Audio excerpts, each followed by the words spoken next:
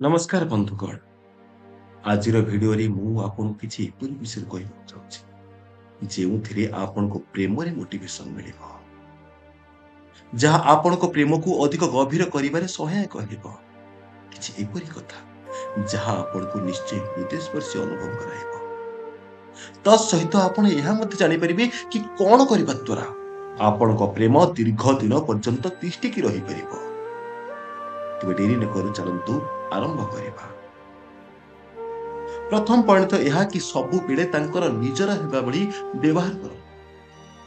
तांको केबे एक कथा जणैबाकू चेष्टा ही करंतु नाही कि से एकुटिया बोली।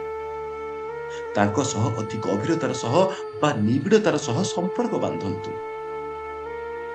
ताकू एपरी कथा कहंतु जेपरी सी आपण को निजठारु अधिक विश्वास करि परिबो।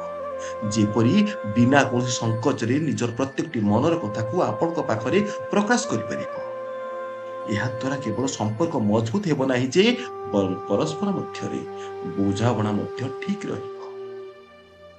द्वितीय, प्रेम रे मनीष भूल करिबाटा स्वाभाविक कथा होइथा, किंतु भूल को धरिकी बसिले संपर्क रे केवल फाट सृष्टि होइथा।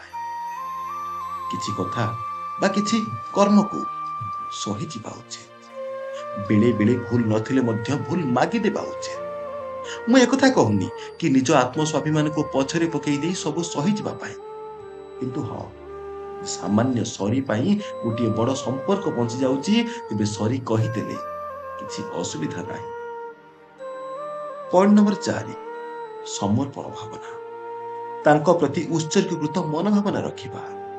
देइथिबा कथा को सुचारू रूपे पालन करिबाकू पड़िबो। मन रखंतु कथा भांगिले विश्वास दुर्बल हुए आउ विश्वास दुर्बल होई गले संपर्क मध्य दुर्बल हो जाए। संपर्क रे सम्मान एवं समय यही दुईटी जिनिस निश्चय देबा दरकार। यह संपर्क को अधिक रु अधिक मजबूत करिथाए एवं तांको दृष्टि रे प्रेम पाई अधिक रु अधिक सम्मान मध्य बनाए।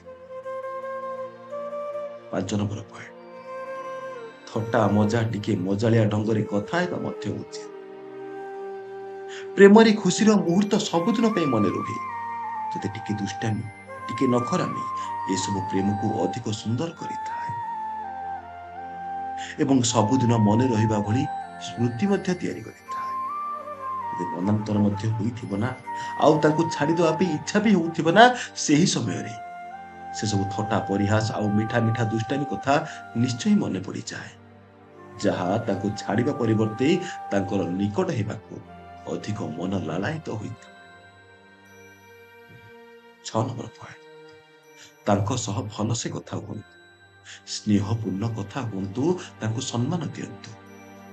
तांको दुख एवं सुख उभय रे भागीदार हुअन्तु। तांकर प्रत्येकटी इच्छा को सम्मान दियन्तु। तांको भावना को सम्मान दियन्तु। जानी जानी तांको किछि कष्ट दियन्तु नाही। शेषरे बंधुगण, एगुड़िक किछि एपरि जिनिस थिला जहा आपण को प्रेम रे मानिबा आवश्यक, जहा द्वारा आपण को प्रेम दीर्घ दिन पर्यंत तिष्ठिकी रही परिबो। मन रखंतु प्रेम हेउची एक अमूल्य धन जहा आपण को सुख एवं तृप्ति ए दुईटी आड़ को टाणी नेत। यदि ए सब को आमे ठीक से बुझिबा, समर्थन करिबा एवं सम्मान करिबा, वे आमर प्रेम को आहुरी शक्तिशाली एवं गभीर करि परिबा।